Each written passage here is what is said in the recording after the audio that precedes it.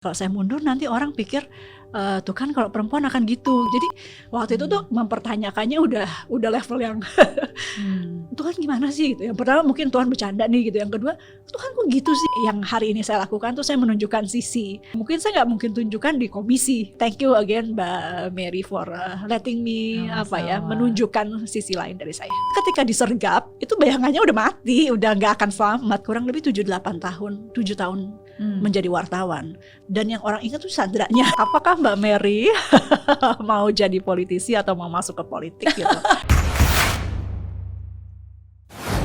Seneng banget hari ini yang jadi teman ngobrol saya seorang wanita cantik, cerdas, tangguh, luar biasa, serba bisa.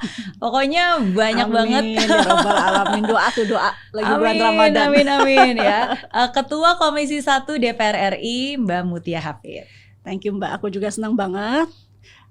Mbak Mary tuh cuman denger namanya aja, tapi amazed with your story. Sekarang ketemu langsung dan lihat kantornya gede banget udah. Thank you. Amin. Kita masing-masing selalu berusaha melakukan yang terbaik. Iya. Di dalam. You somehow inspire me also. Ya. Thank you. Tapi aku seneng, thank you udah making the time ya, karena kan saya yakin pasti dari Mbak Mutia sendiri sebagai Ketua Komisi 1 DPR aja udah sibuk banget, sebagai politisi wanita juga sibuk banget, apalagi juga sekarang sebagai ibu dari baby yang baru berapa 6 bulan lahir. 6 bulan, mau 7 bulan. Pasti. Tapi always time for ini ketemu dengan perempuan hebat lainnya. Thank you untuk berbagi. Dan harus saling support dan saling kenal, saling support lah dalam berbagai hal. Gitu. Thank you so much. Jadi lagi sibuk apa nih sekarang? Komisi, yang pertama Liora sih.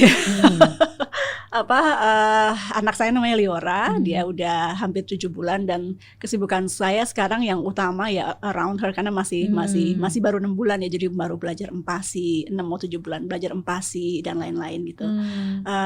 Selain itu ya tentu yang udah jalan dari sebelumnya tuh Komisi 1 gitu ya.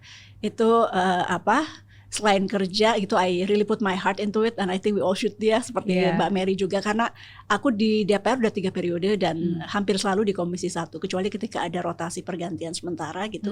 Tapi hampir dari awal sampai sekarang di Komisi 1. Jadi beneran jadi fokus aku. Kita sekarang lagi ada revisi Undang-Undang ITE.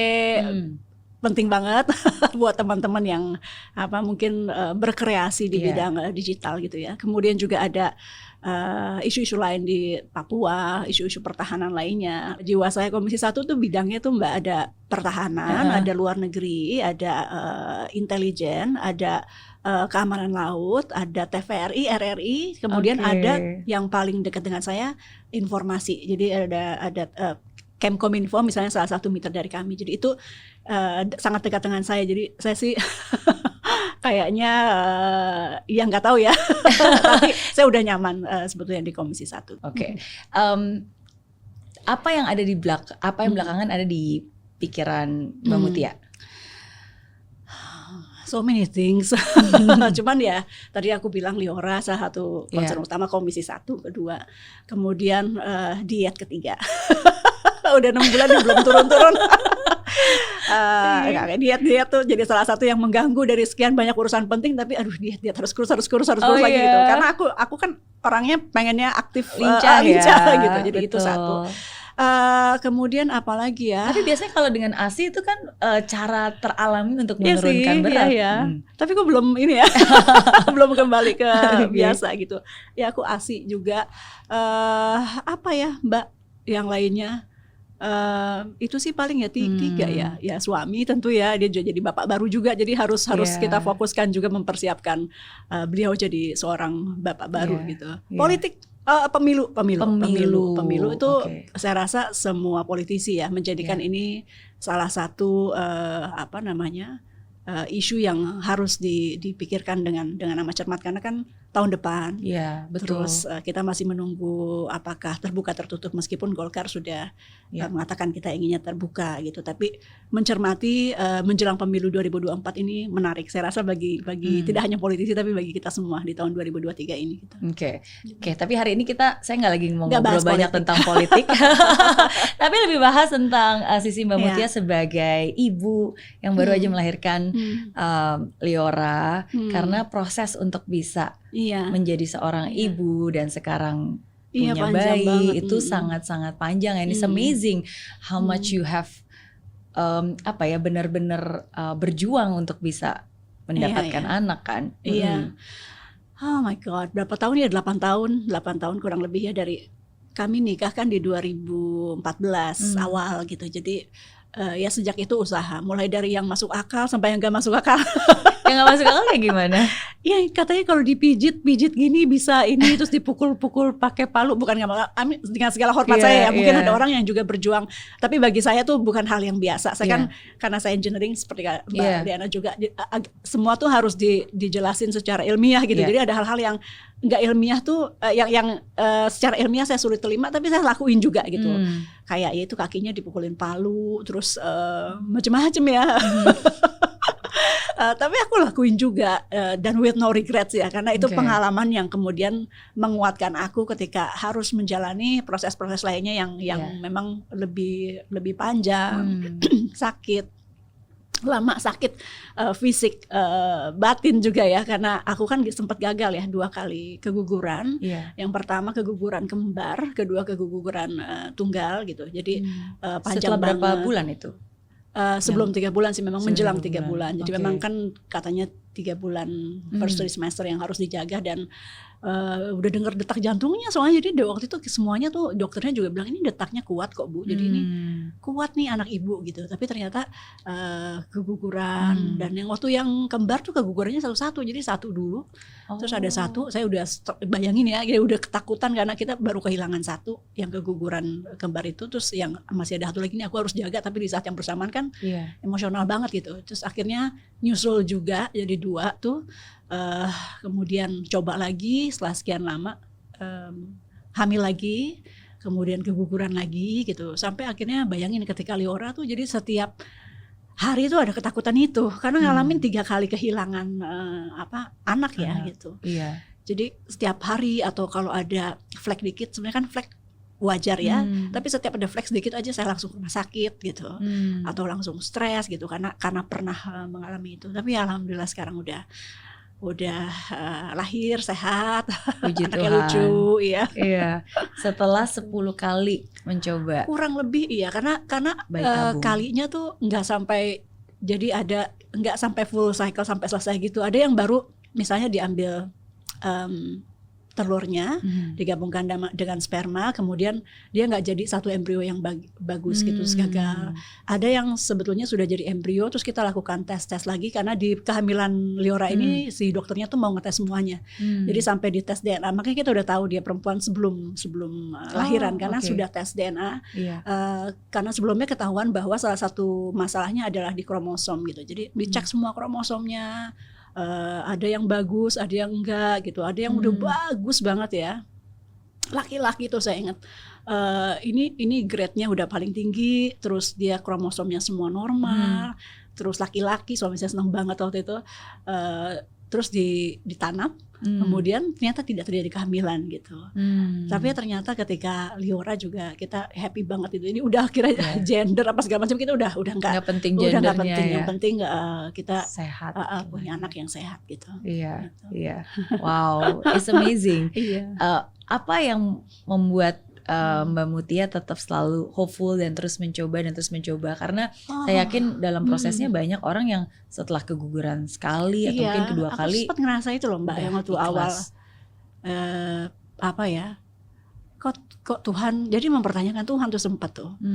Karena itu juga soalnya hamilnya tuh setelah lama, jadi setelah lama tuh baru bisa hamil. Jadi setelah mungkin 5 tahun baru hamil gitu. Jadi ketika hamil tuh akhirnya dijawab gitu kan. Akhirnya dijawab oleh Tuhan nih doa saya. Ternyata diambil lagi gitu. Jadi bayangin, jadi ketika itu tuh saya sempat bertanya sama Tuhan, kok Tuhan gitu sih gitu ya. Jadi sempat namanya manusia ya. Setelah itu ibu saya bilang harus istighfar ya, minta maaf sama Tuhan kalau mempertanyakan, karena itu kan memang haknya gitu. Tapi ada rasa itu cukup lama ya, mungkin 2 minggu lah paling enggak, ketika saya betul-betul down gitu. Kayak Tuhan bercanda gitu, ngapain dikasih harapan kalau abis itu diambil lagi gitu kan. Gitu. Terus repeatedly begitu lagi gitu, dikasih lagi. Terus aku yang kemarin ternyata yang pertama gugur itu yang ternyata cobaan aja, Tuhan mau tahu aku kuat gitu ya, dan aku kuat, aku dikasih lagi, diambil lagi juga gitu. Jadi waktu itu tuh mempertanyakannya udah level yang Tuhan gimana sih gitu. Yang pertama mungkin Tuhan bercanda nih gitu, yang kedua Tuhan kok gitu sih gitu. Jadi sempat kayak gitu, tapi akhirnya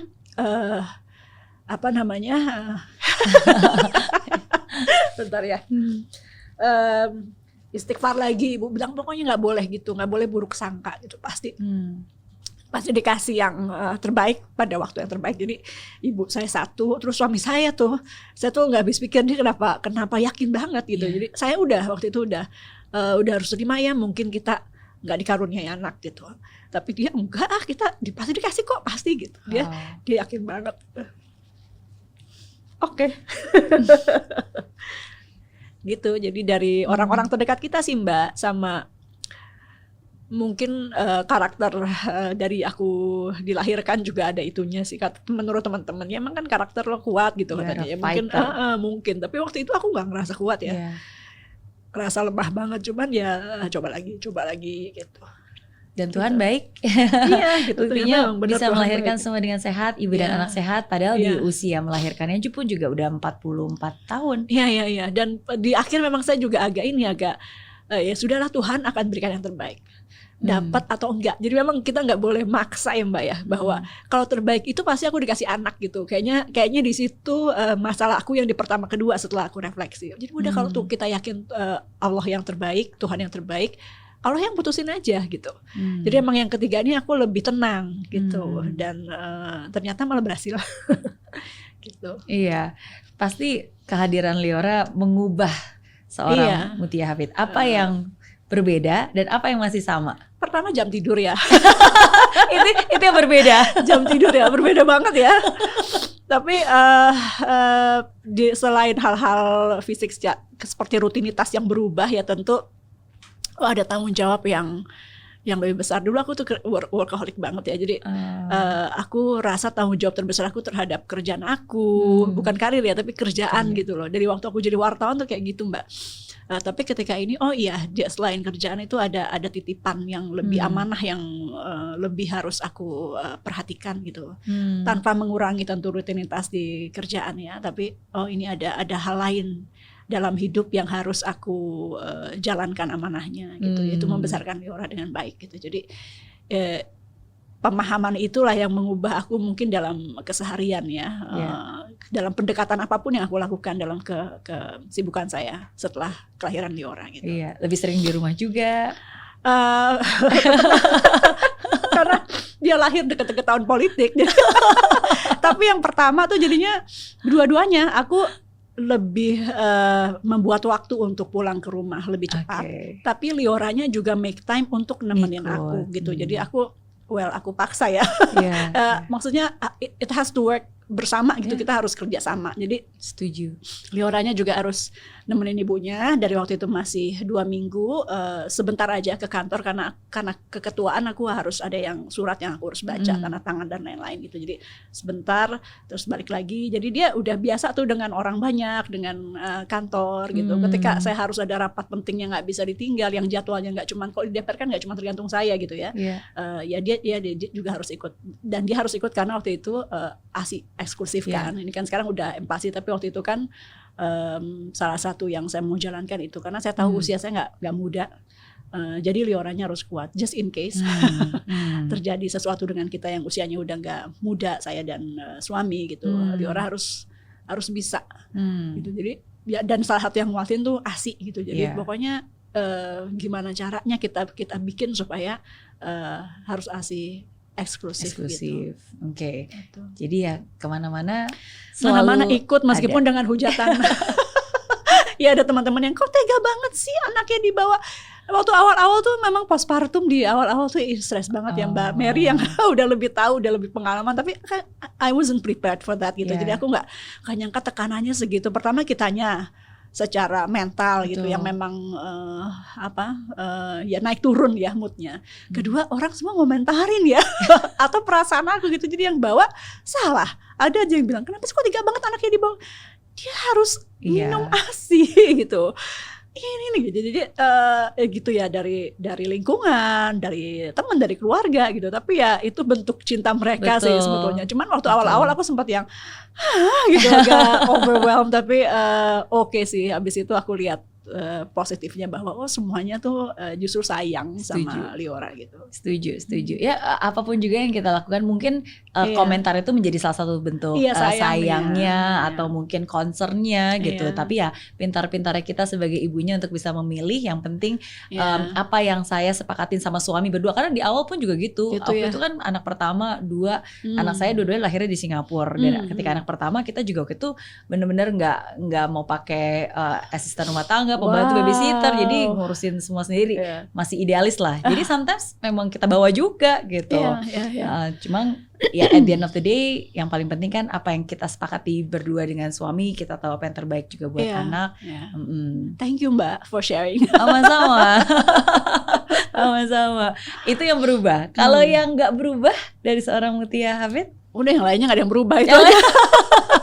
Yang lainnya ya kantor, komisi, partai, kegiatannya ya sama nggak berubah. Saya coba sebisa mungkin tidak mengurangi, kecuali yang tadi di awal-awal sebelum 6 bulan itu keluar kota. Karena kalau keluar kota kasihan dia kejauhan. Meskipun pada akhirnya juga sebelum 6 bulan dia ada keluar kota juga, tapi maksudnya nggak bisa sesering dulu, kan sering banget ya Mbak. Seminggu itu bisa pasti ada 1 gitu, bahkan 2 gitu. Jadi aku kurangi itunya. Tapi sekarang dia udah agak gedean juga, udah mulai balik lagi gitu. Oke. Yeah, I mean that's the beauty of a woman kan. Kita sebagai perempuan kita diberikan anugerah kepada Tuhan untuk memiliki beberapa peran sekaligus at the same time gitu. Aku baru ngerasain juga perjuangan merah ASI gitu ya.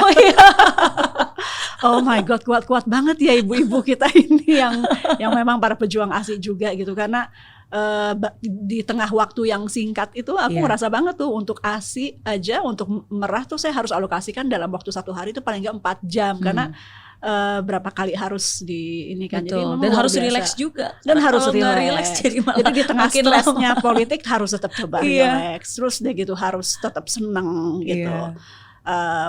Mau jaga makanan karena sudah saatnya untuk menguruskan badan, tapi juga harus nutrisinya harus tepat. Jadi ya itu yang mewarnai hari-hari saya belakangan di luar kerjaan, sama ya belajar itu menu-menu makanan. Hal-hal yang dulu nggak terpikirkan Mbak bahwa saya akan ngalami ini gitu. But it's a blessings untuk bisa ngalamin itu saat ini. Tapi kalau aku lihat dari Mbak Mutia, you are a very very strong woman yang memang, kalau ini my first impression ya, kayak sosok yang tahu apa yang dia mau, sosok yang tahu apa yang dan begitu dia mendapatkan apa yang dia sedang usahakan ya you really stick and give your best gitu. Dan itu kan terlihat dari sejak pertama kali jadi jurnalis, you did a very excellent work as a journalist, dan bahkan juga mendapatkan banyak banget award penghargaan.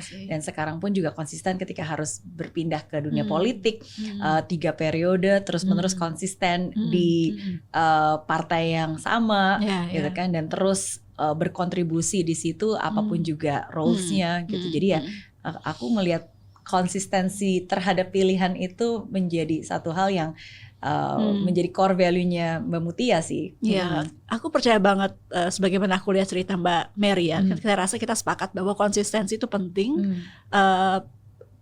Hasil itu tergantung dengan proses gitu. Jadi kalau kita misalnya susah dikit ganti haluan. Misalnya saya mau A susah, saya B aja deh ganti gitu. B susah juga, mau C deh gitu kan, akhirnya nggak dapat apa-apa. Jadi dari awal saya selalu bilang kalau mau ini ya udah berproses dan sabar. Yang penting kerja gitu ya. Meskipun mungkin di awal-awal saya ke Irak itu setelah saya kurang lebih 7 tahun menjadi wartawan. Sebelum itu orang nggak terlalu kenal loh Mbak kerja-kerja saya sebelumnya. Bahkan ketika di Irak tuh saya sempat liputan 10 hari sebelum akhirnya saya tersandra, dan yang orang ingat tuh sandranya gitu. Jadi tapi saya ngelihat bahwa tapi ya hal-hal itu nggak sia-sia yang saya kerjakan, karena itu proses menuju kemudian akhirnya saya dipercaya berangkat ke Irak dan lain-lain. Bahwa orang akhirnya kita nggak bisa dikte ya bahwa lu harus lihat karya gue yang lain gitu.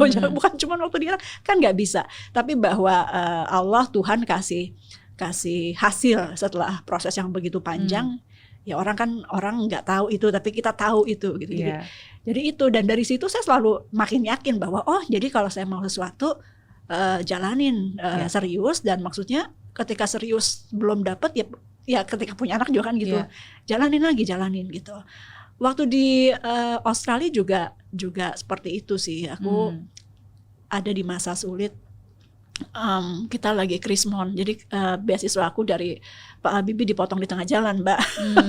Tapi harus lulus, padahal waktu itu dolarnya naik hampir 10 kali lipat gitu. Iya, waktu itu udah dari mana tahun uangnya? Udah tahun kedua, jadi nanggung banget. Dan pada awalnya kan kita confident bahwa Indonesia nggak akan, itu kan yang terjadi pada Indonesia secepat itu gitu.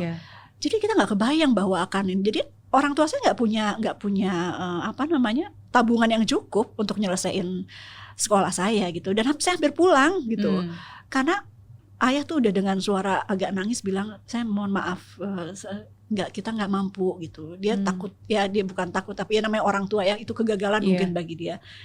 Terus saya bilang, ya it's okay, ya udah kita pulang gitu.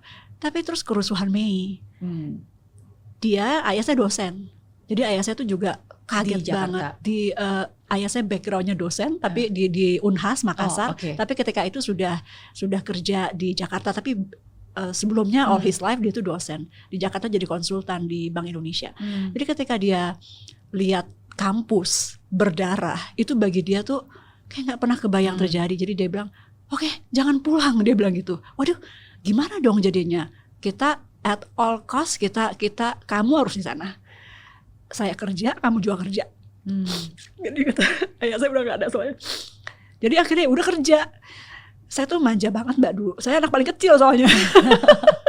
Dari keempat, dan beda sama kakak-kakak saya tuh jauh banget. Jadi 7 tahun dengan kakak terdekat. Jadi semuanya nggak cuma orang tua, kakak-kakak memanjakan.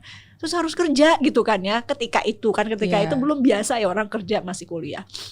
Makanya saya salut Mbak Mary juga melakukan itu gitu. Tapi terus ketika dijalanin oke aja kok. Nggak semenyeramkan yang kita bayangkan. Harus kerja di restoran cepat saji, di toko baju lah gitu. Di pabrik, bahkan saya di pabrik majalah juga sempat. Tapi pas jalanin oke aja kok gitu. Dan akhirnya we made it gitu loh. Jadi ternyata bisa kok dijalanin. Akhirnya lulus tepat waktu. Terus juga lumayan dari ayah mungkin tuition fee-nya. Jadi biaya untuk pendidikannya dari saya, ya untuk saya tinggal, living untuk saya makan itu bisa gitu. Dan akhirnya lulus. Jadi ketika Liora juga mungkin itu ya. Jadi coba lagi gitu. Tapi itu sih, itu mungkin satu hal yang sometimes kadang-kadang kita nggak pernah tahu. Kita nggak pernah tahu seberapa kuatnya kita. Ya sampai kita dihadapkan di dalam sebuah situasi yang ya udah mau nggak mau ya harus jadi kuat gitu, harus jadi tangguh, harus mandiri gitu. Aku rasa orang perlu tahu itu ya Mbak ya. Karena kan emang kalau ngebayangin tuh lebih serem ya. Orang ngebayangin waktu disandra di Irak gimana. Tapi ya aku bersyukur kepada Allah, kepada Tuhan ya, bahwa waktu itu dikasih kuat sih Mbak gitu ya. Aku juga gak nyangka aku bisa sekuat itu. Jadi kamu kuat banget ya. Aku gak nyangka juga gitu. Tapi waktu itu ya percaya aja bahwa ketika Tuhan kasih cobaan, dia pasti bantu lah. Gitu. Dia pasti beri kekuatan juga. Jadi ketika dikasih cobaan pasti turun kekuatan, kami mempercayai itu. Jadi ya orang harus tetap semangat sih ya gitu. Iya. Tapi waktu kecil Mbak Mutia cita-citanya apa? Anak kecil. Aduh banyak banget kadang mau jadi pramugari kalau habis naik pesawat, kadang mau jadi model, penyanyi gitu-gitu. Jadi nggak kebayang sama sekali Mbak mau jadi jurnalis gitu, nggak pernah kebayang jadi politisi gitu, nggak kebayang. Tapi emang aku random sih Mbak. Jadi waktu itu nggak ada satu yang aku mau harus ini gitu. Dan itu yang juga aku terapin dalam hidup aku gitu, karena kan kita nggak bisa mastiin ya kita mau Betul. ini dapat ini gitu, jadi Betul. banyak kemauan boleh, tapi nggak ada yang memang aku nggak fixated kepada satu hal gitu, terutama yang di luar ini kita Mbak, maksudnya kayak punya anak ya, kayak jodoh apa itu kan, anak itu kan kita ada kekuatan yang jauh lebih besar dari kita ya untuk nentuin itu gitu. Itu saya setuju banget sih. Sometimes kan kadang-kadang, at least mungkin sekarang saya bisa ngomong ini karena udah melalui 43 tahun hidup kan ya. Cuma sometimes yes, it's important to have a goal. Jadi kalau misalnya dibayangin tuh seperti kayak panah, ada tempat sasaran terus kayak arah panah yang lurus gitu kan, ke sana cepat lurus gitu. Ya memang bagus sih untuk punya tujuan kan, supaya kita bisa mengarahkan dan fokus. Tapi on the other hand itu akan jadi nggak fleksibel, karena kalau menyelenceng dikit aja nanti kita kecewa. Apapun juga yang kesannya nggak berhubungan dengan itu, kita merasa itu distraction gitu.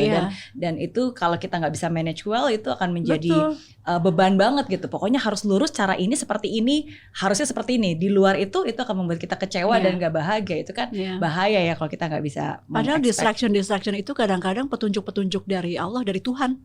Ya kan, siapa tahu lu lebih bagus di sini loh sebenarnya gitu. Jadi distraksi itu kadang-kadang yaitu petunjuk gitu loh, yang nggak boleh kita tutup mata dan nggak boleh kita anggap negatif gitu kan ya Mbak. Betul. Gitu sih. Jadi tetap harus punya mimpi, tetap harus punya tujuan, tapi kita juga open mind untuk selalu bisa melihat dan merasa ya.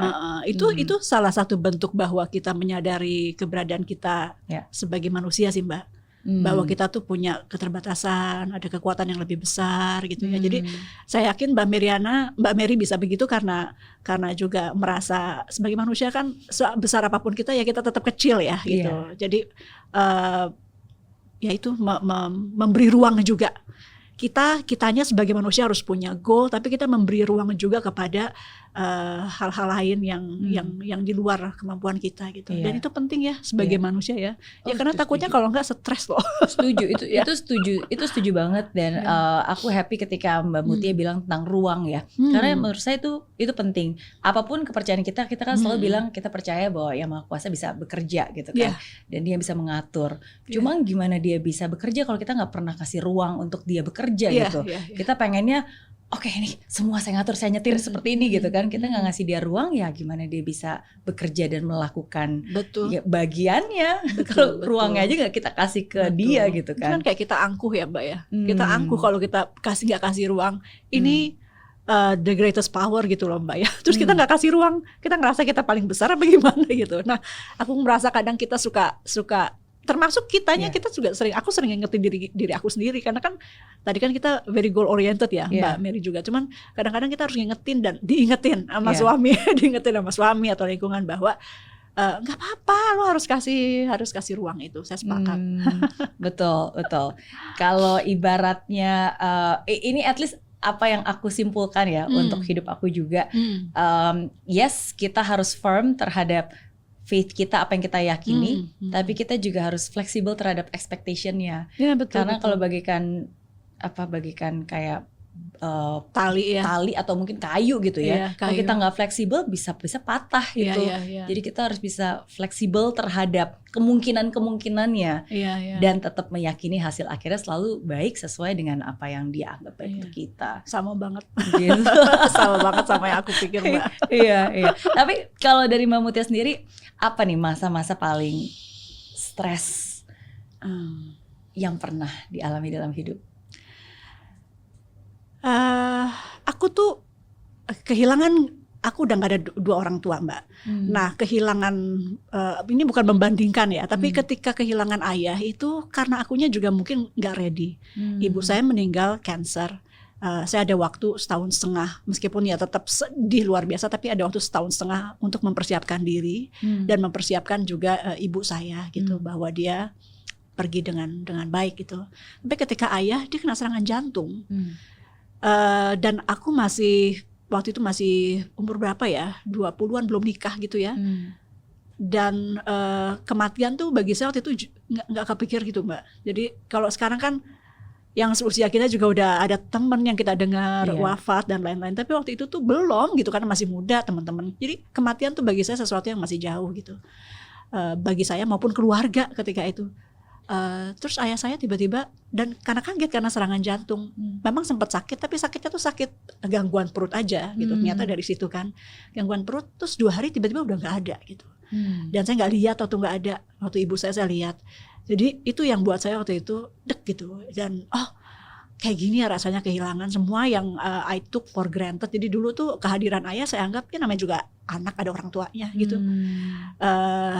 Ternyata pas diambil, gini ya ternyata kalau nggak ada orang tua gitu. Dan ini ya ternyata bahwa satu hari, jangankan satu hari, sejam, 2 jam, menit, sesuatu tuh bisa berubah sedemikian drastisnya gitu. Itu mungkin yang akhirnya saya juga belajar fleksibel, Mbak ya, karena sesuatu yang kita gambarkan bahwa saya nanti nikah, ada ayah saya dan lain-lain gitu, itu ternyata nggak gitu. Jadi harus fleksibel. Jadi saya belajar dari situ, karena itu waktu itu pukulannya lumayan bagi saya tuh, kehilangan ayah lumayan. Karena deket sih nggak terlalu ya, ngobrol, curhat gitu, saya lebih banyak sama ibu. Tapi he's always very supportive. Meskipun misalnya waktu saya jadi jurnalis dia sempat nggak ngomong sama saya lama. Karena nggak setuju karena dia bilang, kok sekolahin jauh-jauh dengan susah payah, ingat tadi perjuangannya ketika di sana, terus kita sama-sama harus kerja, teknik lagi kan, ambil kok kenapa nggak jadi insinyur gitu.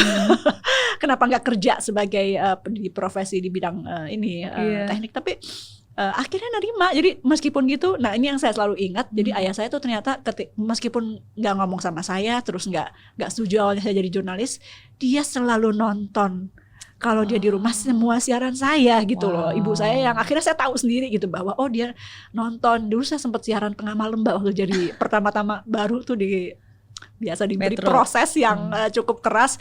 Siarannya jam 1, jam 2, jam 3, jam 4 pagi.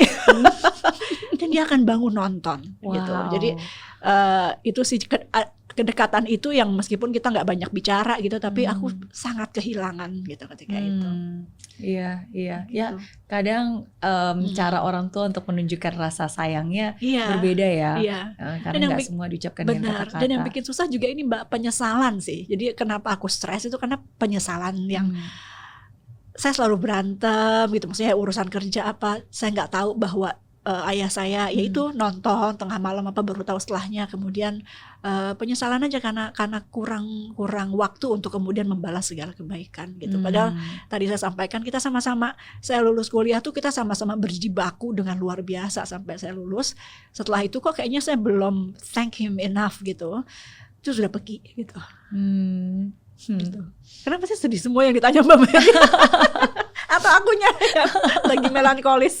I think kalau kita mengingat kembali akan apa yang orang tua kita lakukan untuk kita, itu pasti nggak akan pernah habisnya sih. Dan kalau kita mengingat kembali apa yang sudah kita berikan kepada mereka, itu benar-benar nggak akan pernah terbayarkan dan nggak akan pernah tersanding juga sih. Gitu. Tapi I'm sure the memory that you have with him, it will be a good memory that will last forever, yang mungkin bisa jadi memori juga diceritakan kepada Leora gitu kan. Karena one day kita kan juga akan menjadi tua ya. Udah mulai. Gak deh. Sudah. harus merasa jiwa muda. Tapi it's good. Thank you for sharing. Karena sometimes sometimes kita nggak pernah menyadari betapa berharganya sampai orang itu udah nggak ada kan. Iya, jadi saya rasain itu. Sebenarnya kakak saya tuh udah nggak ada juga tuh, Mbak. Jadi saya juga kehilangan kakak saya. Cuman waktu itu saya masih terlalu kecil SD. Jadi saya tuh itu nggak terlalu berdampak gimana ke saya gitu kehilangannya. Ketika ayah sih yang paling terasa gitu. Apa nasihat yang paling diingat dari ayah? Dia tuh ada yang sederhana, ada 2 yang saya ingat. Sederhana sih, Mbak. Dan dia nggak pernah jelasin maksudnya. Jadi apakah ini mitos, kepercayaan dia atau apa, dia nggak pernah bilang bahwa ini saya ngomong gini ajaran dari sini enggak, atau saya ambil dari ayat-ayat gitu, dia enggak. Cuman pertama dia bilang, nah ini dia nggak bilang, bahkan ini dia nunjukin. Jadi setiap saya mau beliin baju sama ibu saya, dia selalu rungsing. Karena dia bilang saya nanti harus keluarin baju juga gitu. Jadi ketika kita beliin dia baju 2, dia harus keluarin, bagi dia harus keluarin 2 baju. Gitu. Jadi selalu itu. Sepatu juga, kalau misalnya dia masih suka dengan sepatunya, dia akan bilang jangan beliin saya sepatu, karena kalau dibeliin sepatu saya harus sepatu yang saya pakai ini harus saya kasih orang gitu. Jadi selalu gitu, dari yang masuk berapa dia akan coba keluarkan yang sama untuk wardrobe-nya dia. Tapi ini kan contoh wardrobe ya, mungkin dalam hal-hal lain dia juga begitu. Yang kedua, dia selalu bilang dia selalu nunjukin juga nih, nggak bilang kalau di mobil kita mau pergi, dia bilang liatin rumahnya dulu dong gitu. Jadi sebelum kita pergi itu kita disuruh lihat rumah. Itu terus waktu kecil aku kan nggak ngerti ya, cuman kita dibiasain gitu. Lama-lama ini mungkin ngingetin kita siapa, ngingetin dasar kita seperti apa, rumah kita seperti apa. Jadi sedih lagi. Tapi maksudnya lebih kepada ngingetin diri kita. Kalau kita udah jalan jauh, kita udah jadi sukses, lo harus ingat dulunya seperti apa. Terus lo harus ingat pulang. Mungkin itu ya.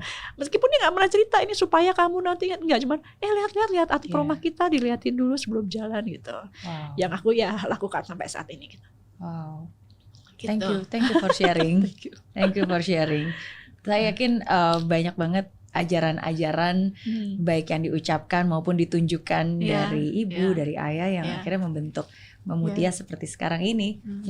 Termasuk juga dari hal-hal spiritual ya, karena saya percaya seseorang itu bisa kuat bukan hanya apa yang ada di otaknya, kecerdasannya, tapi apa yang ada di hati yang diyakininya. Kalau dari Mbak Mutia sendiri, apa nih the most spiritual experience yang pernah dialami? Irak. Waktu di Sadra di Irak. Mungkin bisa diceritakan kronologinya ya. Mungkin banyak yang beberapa udah lahir kali jangan-jangan pada saat itu. Jadi waktu aku jadi jurnalis dari tahun 2000, waktu itu karena reformasi, terus habis pulang dari Australia ketika lulus, saya bilang saya mau terlibat dalam proses demokratisasi. Tapi saya udah bukan mahasiswa. Dulu kan mahasiswa tuh demo memperjuangkan reformasi gitu. Tapi kan aku udah lulus ya. Jadi gitu. Jadi salah satu yang terdekat adalah jurnalisme, karena jurnalisme waktu itu juga salah satu hasil dari reformasi, buah dari reformasi. Termasuk kita bisa bicara freely, bikin podcast seperti saat ini, itu semua buah dari 98 perjuangan teman-teman kita ketika itu gitu. Jadi wartawan, meskipun kuliahnya engineering teknik, ketika itu ya. Manufacturing waktu itu. Jadi jadi wartawan. Tadi pertanyaannya kok jadi aku jadi panjang. Habis itu jadi wartawan setelah sekian tahun akhirnya dikirim ke Aceh dulu. Ke Aceh dulu, tsunami. Waduh, itu pertama sebelum tsunami daerah konflik. Ketika waktu itu Aceh masih ada GAM. Jadi masih ada operasi militer di sana, dan saya berangkat karena meliput operasi militer itu. Jadi itu daerah konflik pertama yang saya lakukan liputan gitu. Terus ini berarti setelah tadi siaran jam 1, jam 2, jam 3 pagi. Iya. Jadi dikirim ke Aceh, dan waktu itu belum biasa perempuan dikirim ke daerah konflik, Mbak. Jadi gitu, takut tapi juga seneng gitu karena dipercaya. Setelah itu tsunami, saya dikirim lagi ke Aceh karena dianggap sudah mengenal lapangan. Nah, setelah tsunami saya diberi penghargaan lah sama kantor, hadiah lah gitu. Kamu kalau gitu boleh tugas lagi ke luar negeri gitu. Taunya ke Irak. Beberapa bulan setelah tsunami Aceh. Gak nyampe bulan, Mbak. Itu hitungan minggu. Jadi waktu itu mungkin hitungan minggu. Jadi 2 minggu pulang dari tsunami. Tsunami kan Desember 2004. Saya berangkat tuh Februari. Tapi saya di Acehnya tuh cukup lama. Jadi saya pulang Januari akhir, Februari awal saya udah berangkat ke Irak gitu. Dan itu katanya sebagai apresiasi. Tapi bener sih, karena rebutan yang mau berangkat, masih orang wartawan tuh dikirim ke daerah itu malah seneng. Akhirnya saya berangkat, dan saya berangkatnya mendadak, Mbak.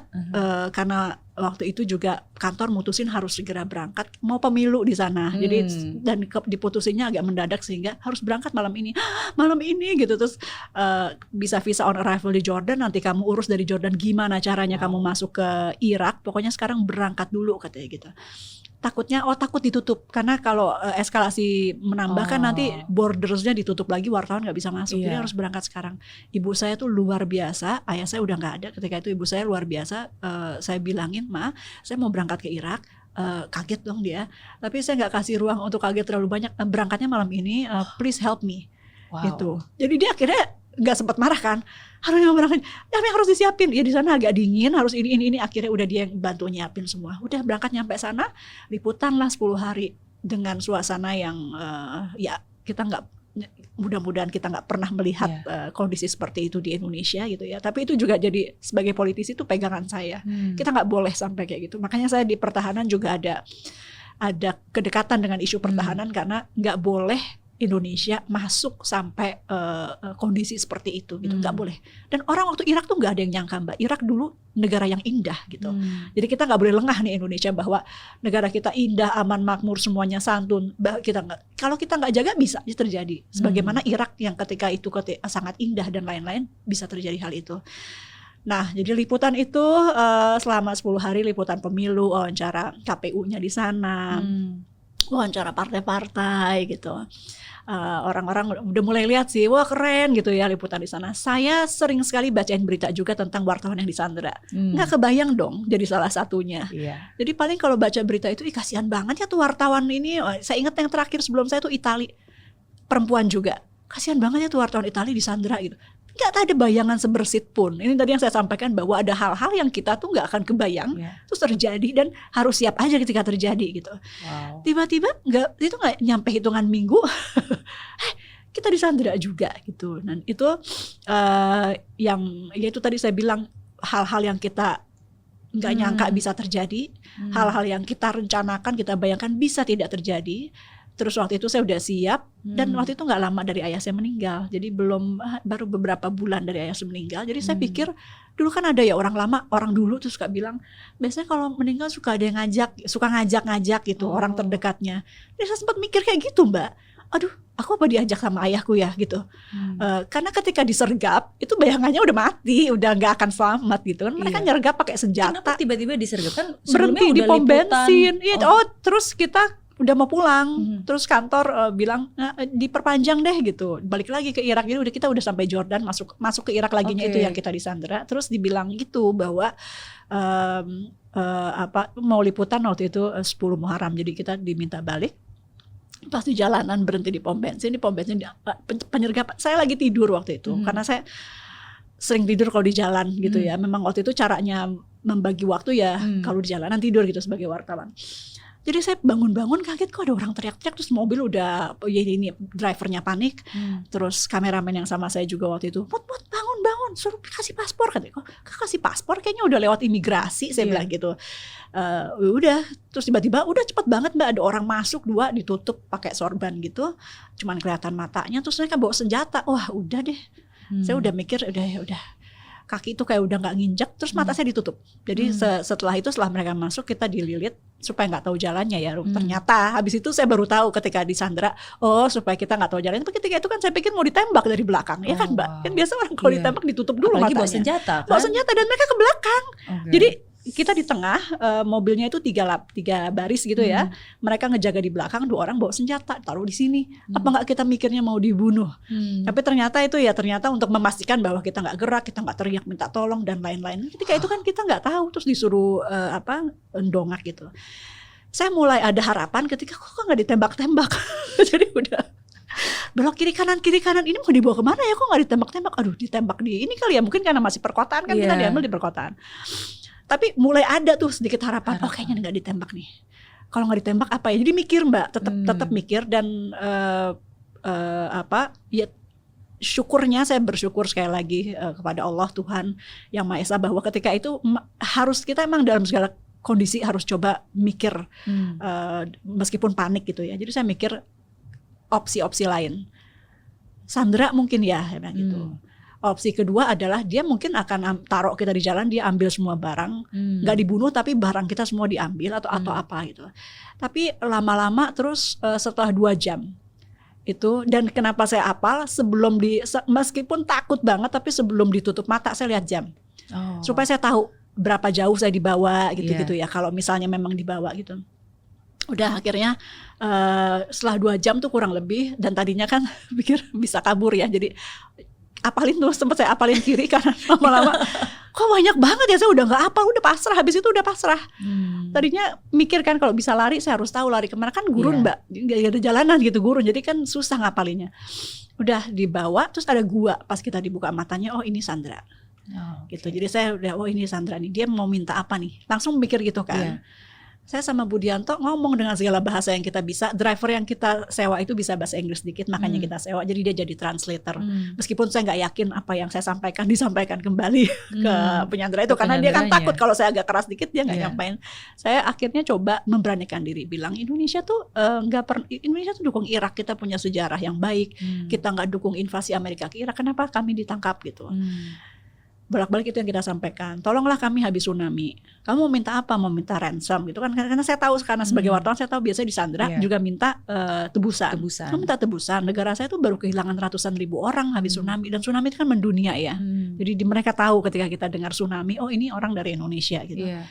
Tapi tetap di Sandra. Cuman mungkin itu sedikit meluluhkan hati, saya nggak tahu. Pokoknya kita ngomong aja, bernego aja supaya kita dibebaskan gitu. Nggak langsung 7 hari kemudian baru dibebasin gitu. Nah di situ Mbak aku ngerasa bahwa oh iya biasa. Tuhan mau ambil ketika aku itu bisa. Terus saya perempuan, yang lain laki-laki. Mau ada apa-apa sama saya, bahkan mungkin orang merasa logikanya pasti saya diapa-apain gitu. Tapi alhamdulillah enggak, dan itu hanya karena kuasa Allah saya rasa, kuasa Tuhan. Saya nggak diapa-apain gitu. Terus ya itu banyak sekali di atas tentara Amerika mencari, jadi yang ngambil kita nih kan insurgents namanya, mereka pejuang-pejuang mujahidin Irak. Mereka kan melawan Amerika sebetulnya. Amerika ada di atas terbang-terbang. Mereka kan kalau nemuin tempat itu diserang, diserang gitu, nggak lihat lah ini ada orang Indonesia, ada kan enggak gitu. Jadi kita tuh ketakutannya dari mereka, dari atas, dan akhirnya pas terakhir katanya infanterinya pasukan koalisi Amerika memasuki wilayah mereka, maka kita dilariin. Jadi akhirnya kita dari gua itu pun dilariin tengah malam gitu, kan mereka bilang ada yang datang. Jadi mereka ketakutan ada tentara Amerika datang. Jadi ada satu malam saya di rumah warga sekitar. Jadi nggak di gurun, dibebasin ya? Enggak. Jadi dari gurun dibawa dulu lari, terus mereka bawa ke rumah. Iya sih, mereka udah niat besok kamu dibebasin gitu. Cuman malam itu dilariin gitu, terus diinepin dulu di rumah warga, dititip. Besokannya dikasih makan di restoran teman-teman mereka juga dititip. Tapi mereka tuh kelihatan ketakutan gitu Mbak dalam proses pembebasan, karena kan mereka juga takut. Mereka kan juga lagi diburu gitu. Jadi mereka juga ketakutan itu, dan akhirnya dilepas. Nggak langsung bisa pulang ke Jordan karena di perbatasan itu juga saya tertahan gitu, karena borders lagi ditutup, jadi tidak boleh ada manusia yang melewati perbatasan itu karena eskalasi di dalam. Lah kan kita habis disandra ya gitu, jadi saya juga bingung pengen cepet-cepet keluar. Bisa keluar. Jadi saya juga berdebat sama yang menjaga pasukan koalisi dari Amerika, Inggris dan lain-lain ketika itu. Saya bilang ini kenapa kok kita nggak bisa keluar, ya karena borders closed. Dia bilang kok gitu ya, pokoknya jadi karena bertahapnya itu saya ngerasa bahwa Tuhan talk me through it gitu, teach me through it gitu. Jadi ajarin bahwa ada banyak sekali poin ketika saya mau ambil A, lu udah nggak bisa apa-apa. Ya yang jelas waktu itu saya sempat ngerasa bahwa oh iya ya, kerja dulu kan kerja banget ya ininya, orientasinya kerja capek-capek. Ternyata tidur di pasir bisa juga. Jadi kita beliin tempat tidur yang bagus, yang nyaman, pakai AC gitu ya. Tapi ternyata sebagai manusia ya, ketika lo ditaruh di situ tidur di atas pasir dingin, harus bisa juga. Dan bisa gitu. Jadi kayak aku setelah itu sih, ketika itu saya nggak terlalu ngerti, tapi ketika setelah itu ya bisa juga. Dan ketika kita nabung seberapa banyak, kita merencanakan seberapa banyak, Allah mau ambil ya bisa juga gitu. Dan dalam banyak poin dia tunjukkan bahwa ketika diambilnya, ketika di guanya bisa terjadi sesuatu, tapi enggak ketika tentara Amerika mau masuk ke wilayah itu, mengambush mereka, itu sedang akan terjadi, tapi tidak tetap sampai dilindungi. Tetap dilindungi. Kemudian ketika di perbatasan bisa terjadi, karena kan yang disandra itu dicurigai pasti Mbak, gitu, bahwa ini benar-benar disandra atau bagian spy dari mereka. Di sana semua orang tuh curiga dengan orang gitu.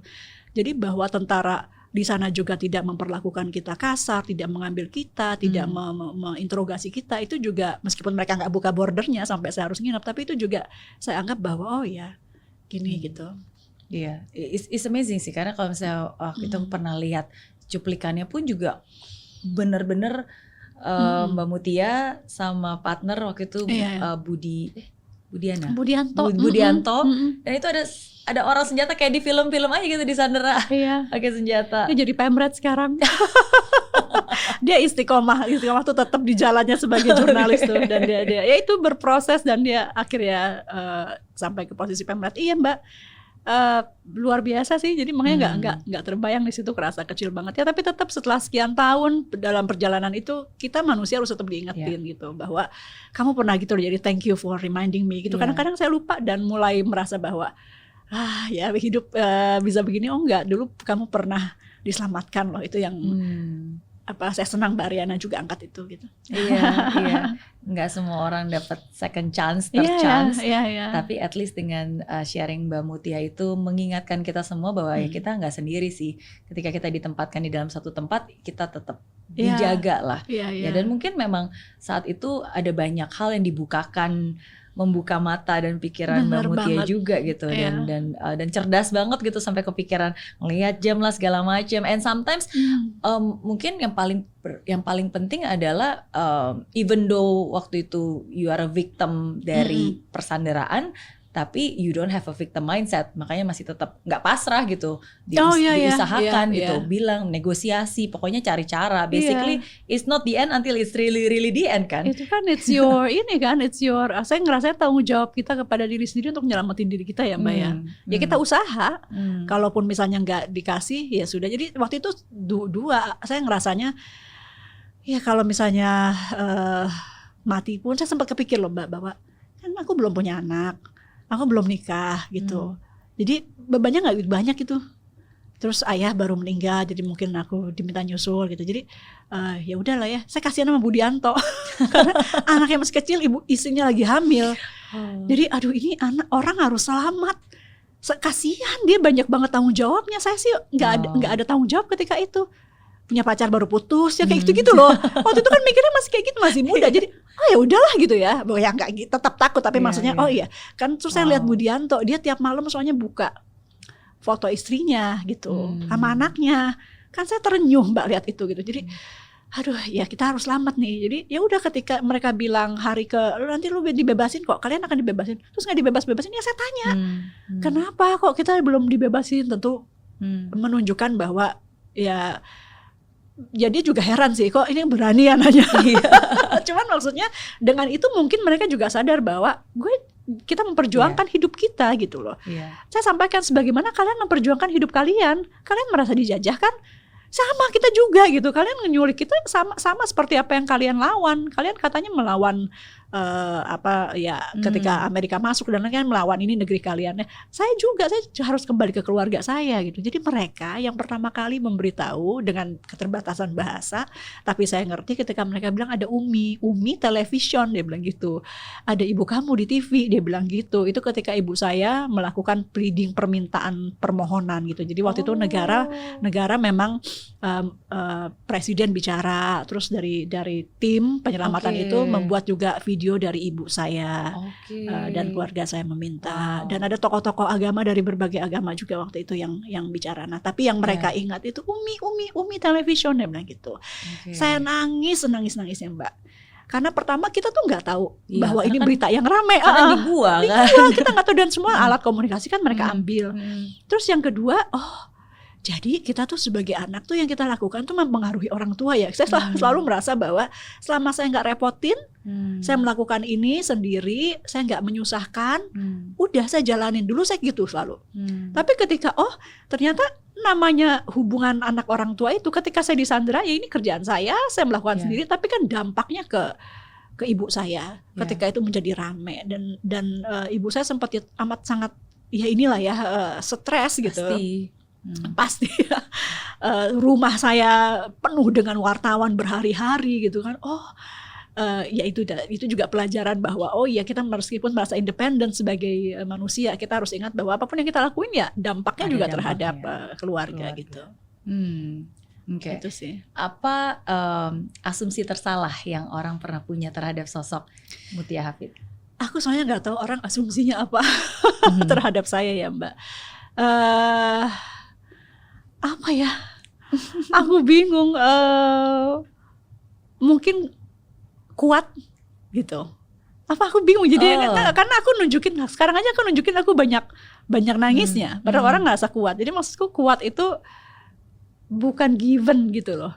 Kuat itu sesuatu yang kita perjuangkan. Jadi aku nggak ngerasa, iya kalau Mbak Mutia nggak apa-apa, Mbak Mutia kan kuat. Enggak, kita semua kuat gitu loh. Aku juga nggak kuat tiba-tiba begini gitu loh. Aku juga ada lemahnya gitu. Kita semua ada lemahnya lah Mbak ya. Cuman orang tuh suka lupa gitu. Lihat Mbak Mary Riana, ternyata pasti kuat banget gitu. Terus dengan asumsi itu mereka expect kita kuat diapa-apain gitu. Dikasih tugas. Kalau kita kasih tugas saya semua gitu. Enggak. Kita juga ada limitnya, kita juga ada keterbatasan. Kuat itu sesuatu yang kita bentuk sama-sama, bukan given, bukan dari lahirnya udah gitu. Jadi mungkin itu saya senang orang menganggap saya kuat karena itu menguatkan saya. Tapi di sisi yang lain saya juga ingin tahu bahwa enggak loh, gue juga kadang kalau diperlakukan begini atau kadang kalau dianggap saya ada susahnya juga. Kayak yang hari ini saya lakukan tuh saya menunjukkan sisi bahwa saya juga ada pengen ceritanya, ada sedihnya gitu yang mungkin saya nggak mungkin tunjukkan di komisi gitu ya, karena kalau di komisi kan saya nggak mungkin memimpin dengan seperti ini. Jadi thank you again Mbak Mary for letting me menunjukkan sisi lain dari saya. Sama-sama. Ya kita memang kuat, tapi kita masih manusia. Iya, masih manusia. Juga punya perasaan. Jadi curhat.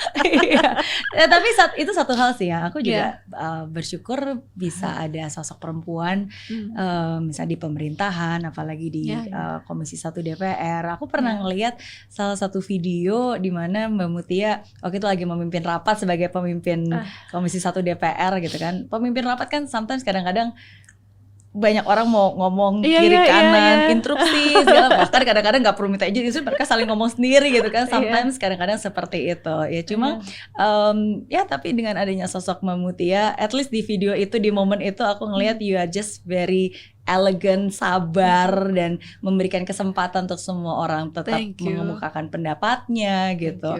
Iya, aku ngeliat ini kayak mungkin sudah terlatih sebagai jurnalis. Berikutnya bisa. itu keuntungan punya background jurnalis sebagai politisi. Tapi is good sih. Sometimes kan sebagai pemimpin bukan hanya punya bukan hanya pintar dan cerdas ya, tapi menurut saya menjadi bijak itu penting kan. Betul banget ya. Tahu kapan menggunakan kecerdasan kita dan tahu kapan menggunakan waktu kita kan. Karena kalau ngambil contoh di komisi, tapi I'm sure di semua bidangnya biasanya yang kita pimpin tuh kan beragam manusia ya. Kalau di DPR tuh ya bermacam fraksi. Jadi saya bukan atasan. Jadi saya nggak bisa expect mereka langsung nurut ketika saya bicara. Saya bukan atasan, saya selalu bilang gitu, saya bukan atasan kan. Meskipun ketua tuh saya bukan atasan. Saya hanya memimpin, dan mereka ini berasal dari fraksi yang berbeda-beda, daerah pemilihan yang berbeda-beda gitu ya, background yang berbeda-beda, ada yang bupati, ada yang menteri. Di Komisi 1 tuh banyak ini, ada ketua umum partai gitu ya. Jadi beragam sekali. Jadi saya selalu ingatkan bahwa ya coba bijak, karena sekali lagi ini hanya tugas amanah mereka. Saya bukan kemudian jadi bos dari mereka gitu, karena ketua itu ya itu untuk memimpin rapat, mengatur lalu lintas, mendengarkan, menyampaikan apa yang diinginkan teman-teman komisi dan lain-lain gitu. Ya lumayan 4 tahun. That's good. 4 tahun berjalan lancar. Amin. Pilihan tersulit yang pernah dihadapi? Selalu antara keluarga dan kerja, dan ini makin sulit dengan adanya Liora. Ya maksudnya buat saya bukan Liora membuat sulit, tapi sayanya yang kemudian antara pengen fokus di rumah aja gitu ya. Kadang-kadang kan sebagai ibu gitu, udah di rumah aja. Tapi jadi ini untuk tetap melakukan kerja saya dan juga punya Liora, ini udah pilihan yang tersulit gitu buat saya, karena keinginan untuk nggak nerusinya lagi tuh. Karena kan yang periode sebelumnya aja kan juga hampir sempat nggak ingin lanjut kan. Iya, dan itu masalah saya rasa, dan saya nggak nyalahin ya Mbak, kalau di Inggris ada Perdana Menteri perempuan yang mundur, kemudian ya trennya sepertinya gitu, beberapa perempuan itu kemudian akhirnya memilih bahwa dan dia mundurnya New Zealand tuh PM-nya juga yang kita anggap sangat hebat, kuat gitu. In the end dia juga bilang saya cukup, I've had enough kan bahasanya dia, bukan karena sesuatu tapi saya sudah cukup saya ingin meninggalkan ini gitu. Nah, saya belajar dari situ bahwa itu tadi, bahwa orang jangan menganggap kita karena kuat kemudian ya memberikan amanah itu amat sangat bagus, tapi kemudian memperlakukan dengan kasar dan lain-lain itu ya kadang-kadang itu orang pikir dia kuat, dia apa-apain, tadi saya sampaikan gitu ya. Tapi pilihan itu sangat sulit memang Mbak sebagai politisi. Misalnya gini, saya terbuka aja. Kalau saya mundur, dilemanya gini, kalau saya mundur nanti orang pikir tuh kan kalau perempuan akan gitu. Tapi kalau misalnya saya terusin, Liora butuh saya gitu. Nah, memutuskan melakukan keduanya ini itu menjadi pilihan sulit yang bukan satu kali aja pilihannya, it's ongoing process. Jadi minggu depan saya akan bertanya lagi sama diri saya, apakah saya mau lakuin dua-duanya, gimana gitu. Nanti minggu depannya lagi gitu lagi pertanyaannya. Jadi itu ongoing dilema yang saya rasa semua perempuan alamin dan nggak ada yang salah. Saya ketika Arden di New Zealand itu mundur, kita sempat bahas nih sama teman-teman perempuan. Kenapa ya dia ngasih contoh gitu, kan kita jadi lemah gitu. No, perempuan tuh apapun yang dia pilih itu nggak salah, gitu. Dia sudah melakukan tugasnya sebagai PM dengan baik. Jadi ketika dia mundur juga kita nggak boleh bilang bahwa oh iya ya ternyata ini susah, gagal atau apa, gitu. Jadi itu it's up to her gitu. Terserah kita, dan aku coba ngomongin ke aku juga. Jadi saya nggak boleh milih atas dasar tekanan gitu. It's up to me, apakah saya mau tetap ngelakuin dua-duanya atau saya pilih satu gitu. Tapi untuk saat ini pilihan saya adalah untuk melakukan kedua-duanya gitu. Okay. Gitu. I appreciate that. And I think you should karena at least my own opinion karena sometimes dengan adanya anak itu pasti mengubah hidup kita, mengubah prioritas dalam hidup kita juga, kita memberikan ruang gitu. Tapi bagaimanapun juga pada akhirnya we are still a human being with our own identity dan dengan dengan prinsip sendiri, dengan purpose sendiri, dengan karya sendiri gitu. Jadi definitely itu something yang nggak akan pernah bisa tergantikan gitu. Jadi ini ngasih masukan buat aku nih. Thank you. Bukan masukan, ini lebih sharing, ke berbagi, karena sometimes itu juga yang aku selalu ingatkan ke diri aku sendiri. And one day our kid will appreciate it gitu. Sometimes kadang-kadang mungkin karena sekarang masih kecil, mereka belum mengerti gitu. Tapi one day, at least kalau buat saya pribadi, saya bersyukur gitu anak saya sekarang udah lebih remaja ya, yang besar udah 14, umur yang cewek 14, yang besar 14, yang kecil umur 11 gitu. Jadi at least kan mereka udah bisa diajak komunikasi, saya udah bisa tahu perasaannya dia, mereka cara berpikirnya dia gitu. Dan disitulah saya lebih banyak tanya kan, menurut kamu gimana? Mama harus kerja nggak, segala macam gitu. And I feel appreciated when they appreciate what I do, dan ketika mereka ngeliat bahwa mamanya juga bisa berkarya dan growing at the same time juga pasti masih mereka tetap bangga sama punya mamanya. mereka gitu. So I think it is the same thing. So apapun pilihannya, aku akan selalu lihat Liora sih Mbak. Jadi maksudnya dia responnya gimana. Ketika saya bawa ke kantor dia happy, saya bersyukur, berarti saya anggap kan belum bisa diajak komunikasi ya. Jadi ketika dia kelihatannya happy, nggak rewel, oh berarti she's okay with it gitu. Saya ajak ketemu beberapa mitra, bahkan ketemu jadi sama Pak Prabowo, sama Panglima gitu ya. Dia udah kenal dan saya lihat dia oke, nggak rewel, berarti ya saya anggap aja karena masih kecil bahwa dia oke. Mungkin kalau Lioranya tidak sekooperatif itu, pilihan saya akan berubah. Tapi karena saat ini dia sangat kooperatif, ketika diajak kungker-kungker juga keluar kota gitu ya, dia oke. Kita pernah ke Manado di mana waktu itu ada turbulence tinggi, kemudian sampai sananya juga nggak bisa langsung pulang karena banjir, bandara tutup gitu. Tapi she's okay gitu. Jadi aku ngerasa, kadang saya tanya meskipun dia nggak bisa jawab gitu ya, Mama mau kerja ya, Liora oke ya ditinggal ya. Terus dia cuma ketawa-ketawa, oke. That's gitu, nice. Just doing our best in our present moments lah. Thank you. Terakhir, pelajaran paling penting yang hidup ada lagi ya? berikan. Kayaknya udah semua ya, apa ya Mbak ya? Atau mungkin udah satu lagi ya, sebagai perempuan ini sih pertemanan tuh aku tadi belum singgung soalnya. Jadi Okay. I'm like this gitu juga karena punya teman-teman yang kuat gitu. Kita punya geng. Tapi gengnya bukan dalam negatif ya, tapi punya geng yang tetap seru, ada berdebatnya, ada ininya, tapi aku tetap pertahanin karena aku ngerasa, terutama mungkin karena perempuan ya yang memang dasarnya tuh suka sharing gitu. Jadi tetap harus ada kelompok lah. Jadi bukan geng itu tadi cuman bahasa, tapi kelompok yang kira-kira bisa menguatkan kamu di luar keluarga. Kalau keluarga kan udah pasti gitu ya, given lah. Kadang-kadang nggak mengkritik kita tuh kalau keluarga, karena sangat melihat kita sangat ideal gitu. Tapi kalau teman-teman tuh dia bisa kritik kamu, dia bisa kasih tahu kamu kekurangan-kekurangan kamu, terus dia bisa bikin kamu ketawa for no reason kadang-kadang. Just being silly gitu. Jadi aku ngerasa bahwa kalau misalnya ada satu lagi terakhir yang saya perlu tambahkan di sini adalah temukan teman-teman yang baik, teman-teman yang suportif, teman-teman yang bisa membuat hidup kita lebih bahagia lah. Nggak urusan bahwa teman-teman ini untuk mendukung karir enggak, pokoknya teman-teman yang bikin kita bahagia gitu. Gitu. Karena kualitas hidup kita sangat bergantung dari kualitas relationship yang kita punya kan. Iya, betul banget. Thank you sudah menjawab pertanyaan saya. Thank you Mbak. Sebagai gantinya Mbak Mutia boleh tanya satu pertanyaan untuk saya. Aku udah nyiapin banget. Excited sebetulnya ketemu dengan Mbak Mary hari ini, dan aku ada pertanyaan yang intriguing gitu ya, jadi agak menggelitik. Beberapa kali aku lihat dan cukup banyak belakangan Mbak Mary itu wawancaranya politisi. Apakah Mbak Mary mau jadi politisi atau mau masuk ke politik gitu? Ini pertanyaan sekaligus tugas, karena saya sebagai perempuan saya ngerasa bahwa saya harus memperbanyak politisi perempuan. Meskipun nanti jawabannya enggak, tapi I have to ask. Oke.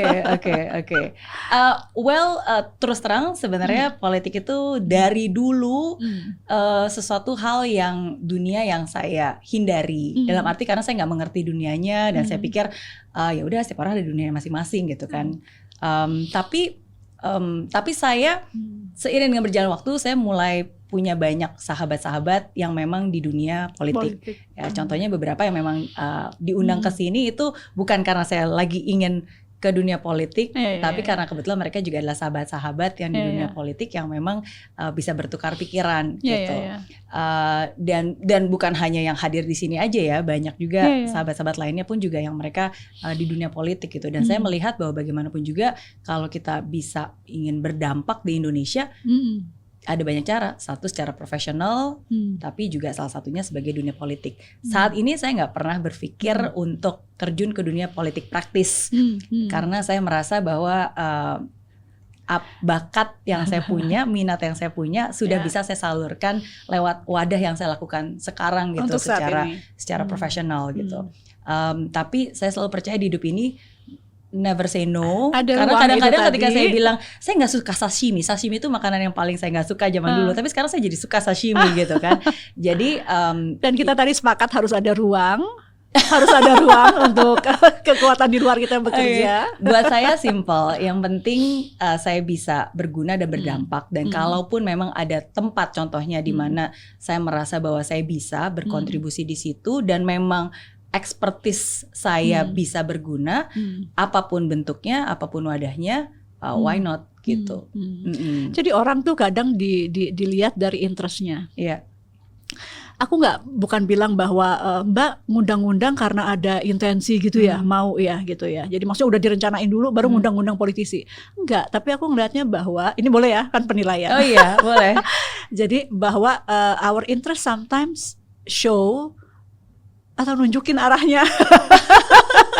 Bahwa tiba-tiba tertarik ngundang politisi, mungkin paling lebih dekat lah ya dengan dunia itu, dari yang tadi Mbak katakan jauh sekali. Jadi mulai tertarik, banyak yang gak tertarik soalnya ya, tapi Mbak Mary juga tertarik mengulik politisi-politisi itu mungkin sudah mulai ada sedikit ketertarikan, enggak hanya langsung masuk dunia politik praktis, tapi terhadap dunia politik itself. Ketertarikan terhadap Indonesia dan apa yang akan terjadi di Indonesia, karena kalau seperti kayak Mbak Mutia bilang kan 2024 menjadi tahun yang sangat penting untuk Indonesia. Betul. Jadi jangankan saya ya sebagai public figure, pembicaraan di keluarga pun, pembicaraan di teman-teman pun juga kan pasti selalu sekarang mereka concernnya tentang pemilu gitu kan.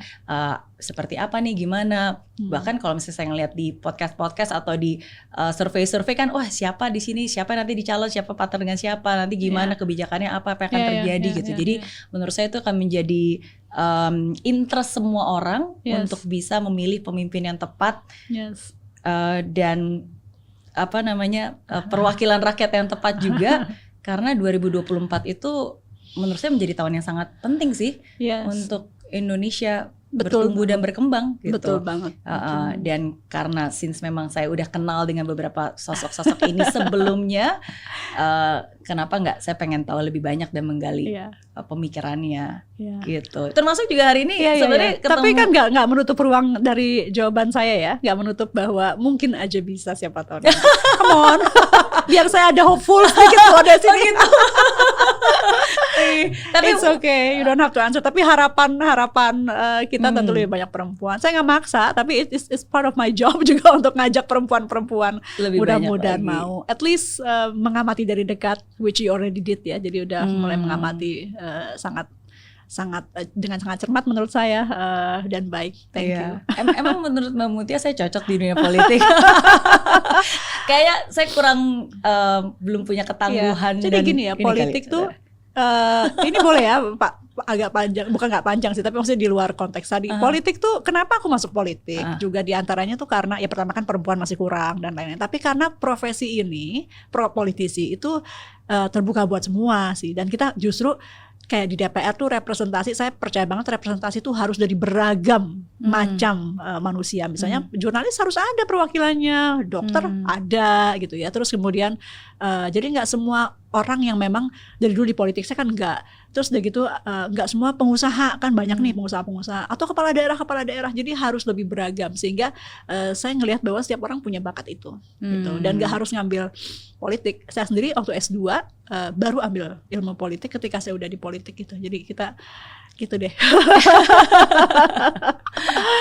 Semua cocok karena itu basically merepresentasikan manusia-manusia Indonesia. Jadi kalau kita merasa sudah menjadi manusia Indonesia yang nggak harus yang baik banget, karena perwakilan yang nggak baiknya juga banyak ya. Tapi maksudnya kita udah menjadi manusia Indonesia yang sadar tentang kewarganegaraan dan lain-lain. Di situ sudah punya potensi dan juga bakat untuk menjadi politisi. Oke. Harus banyak belajar. Tak kenal maka tak sayang, makanya lebih banyak kenalan untuk bisa lebih mengerti dan mengetahui dunianya.